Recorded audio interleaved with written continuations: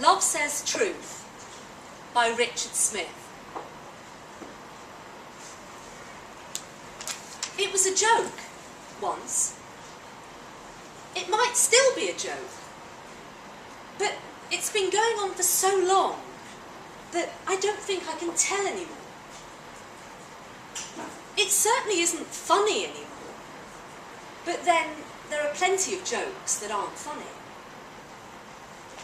He always used to say that normal human relationships were a fiction, a fantasy, because, he said, they were always founded on language. And language, he said, was always a lie, because it could only ever be a crude approximation, a rough sketch of what truly went on in the deeps of the human soul. Humans, he said, were doomed to mistruth. Life was a lie. Love was a lie. And because I thought he was cool and witty and sort of handsome in a skinny, beaky sort of way, I went along with it. Besides, he was a writer, and my girlfriends told me that writers always talk shit, or at least the good ones do. And in any case, it was only supposed to be a joke. We were sitting one night, the night I finished college, I think, but whenever it was late, more morning than night, and we were drunk. I don't remember what I'd been drinking, but I remember his mouth tasted of white wine. Anyway, we were sitting on a sand dune, and he took my hand in his. I started to say something. I don't know what it was. "You're really great, Steve," or "Steve, I really dig you, you know," or some bloody stupid thing. Neither of us found out what I was going to say, because he cut me off, pressed 3 fingertips to my lips. "Shh! But whatever it is, don't say it. Don't tell me anything that's true." He spat the word theatrically. "Because it isn't true. It just isn't. Because it can't be. Nothing anyone can say is true. Only what you feel, Prue, is true. But I don't sully your lips with the shit other people call the truth," Steve said. He smiled. He was handsome, you know, in his way. "Don't you ever dare, ever, speak the truth to me again."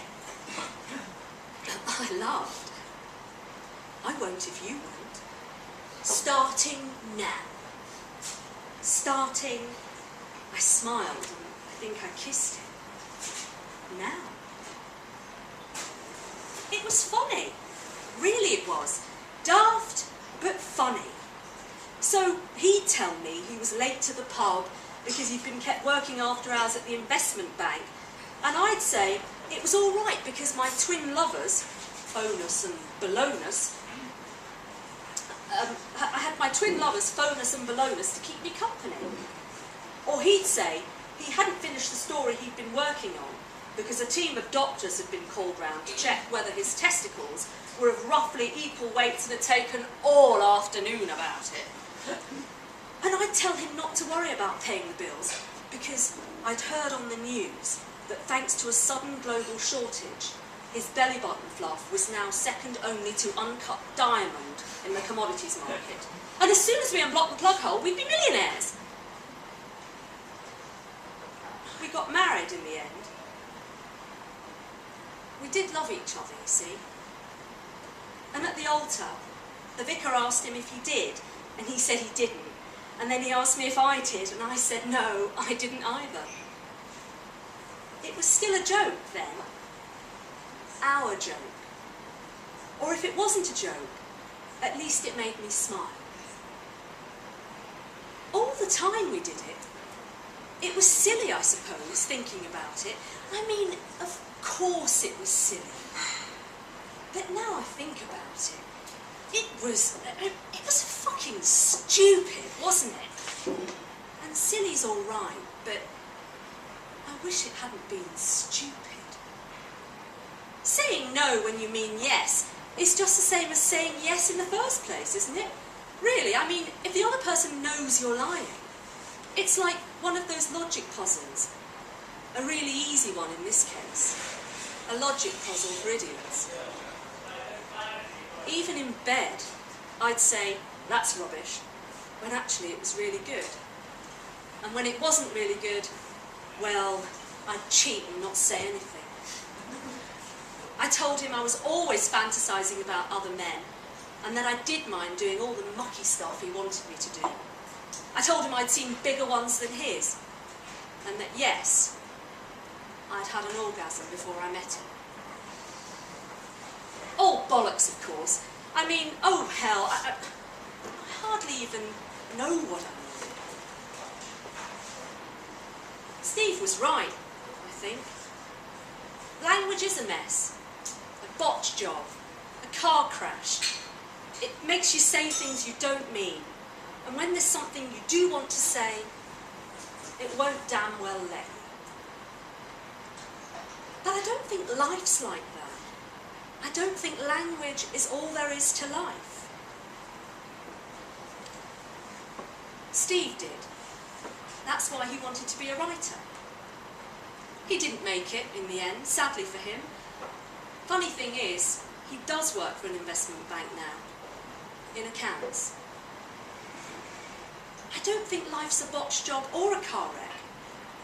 Or I don't think it has to be. I asked him where he was off to this morning.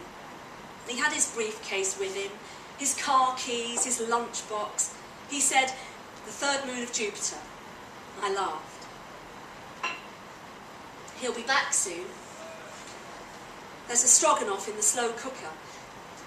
And I suppose on a normal day, we'd sit at the table and eat the stroganoff and, well, and talk rubbish at each other. Because what's between us and within us is so special that mere words can't express it. Because so-called language is inadequate.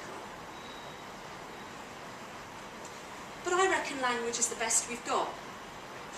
And today is going to have a good go at expressing what's within me. When he sticks his beaky head through the door, I'll say, hello, darling, I love you.